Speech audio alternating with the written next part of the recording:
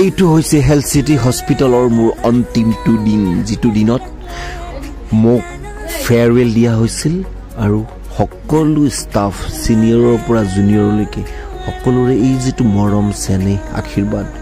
কেতিয়াও পাহৰিব নোৱাৰো মোৰ অতিকৈ মৰমৰ সিনিয়ৰ ষ্টাফৰ পৰা আৰম্ভ কৰি একেবাৰে জুনিয়ৰ ষ্টাফলৈকে সকলোৱে মোক এই মৰম আশীৰ্বাদ এই অন্তিমটো দিনত দিব আহিছিল আৰু মই তাতে যিমানখিনি ফটো উঠিছিলো এই গোটেই ফটোবোৰ মই যিমানখিনি পাৰো মই আপলোড কৰিবলৈ আজি আপোনালোকৰ মাজত চেষ্টা কৰিছো চাওক সকলোৰে এই মৰম আশীৰ্বাদ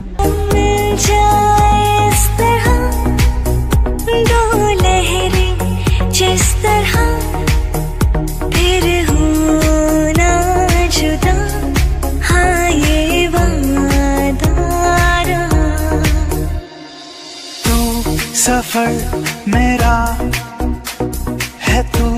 ही मेरी मंजिल तेरे बिना गुजारा है दिल है मुश्किल मुझे आजमाती है तेरी कमी मेरी हर कमी को है এয়া হৈছে এমআরডি ডিপার্টমেন্ট যেটো ডিপার্টমেন্টত মোৰ দিন ৰাত একাকাৰ কৰি মই কাম কৰিছিলো লোৱা যোৱা 5 বছৰত এয়া মোৰ মৰমৰ অনিৰ্বাণ যেটো ষ্টাফ মোৰ লগত অলমোস্ট 4 বছৰ কাম কৰিছিল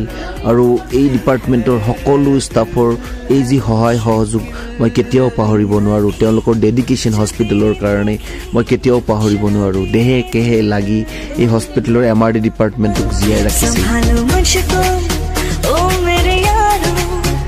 এয়া হৈছে আমাৰ মৰমৰ ইপিবিএক্স ডিপাৰ্টমেন্ট যেটো ডিপাৰ্টমেন্ট আমি কল সেন্টাৰ বুলিও ক'ব পাৰো এই সকলো এমপ্লয়ি মোক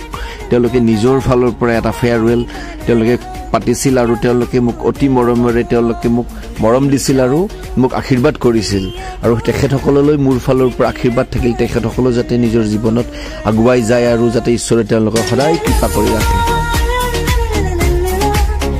এইখন চাওক দা টেবল ৰেষ্টুৰেণ্ট এই দা টেবল ৰেষ্টুৰেণ্টত মোক মোৰ ফ্যামিলিৰ হতে ৰেডিয়েশন ডিপাৰ্টমেন্টে নিমন্ত্ৰণ কৰিছিল ফেয়াৰৱেল দিবৰ বাবে আৰু এই দা টেবল ৰেষ্টুৰেণ্টত আমি আহিছিলো আৰু আহি কিনে মই যেটো দেখিলো পৰিবেশ এই পৰিবেশটো চাই মই হসাকে আনন্দিত হৈছিলো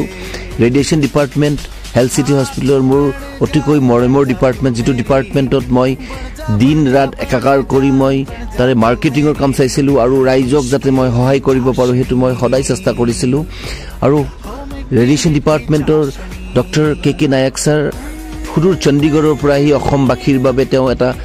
এটা মনোমোহা সাৰ্ভিস প্ৰদান কৰি আছিল আৰু তেওঁক মই সদায় ধন্যবাদ জনাম আৰু লগতে মই হেলথ সিটি হস্পিটেলৰ সকলো কৰ্মকৰ্তা একেবাৰে উচ্চ খাপৰ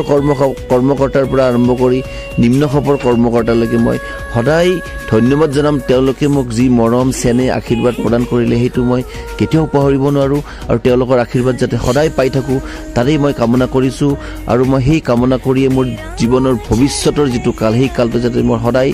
ভালদৰে আগবাঢ়ি লৈ যাব পাৰো আৰু যাতে মই সমাজৰ বাবে ভাল কাম কৰিব পাৰো ধন্যবাদ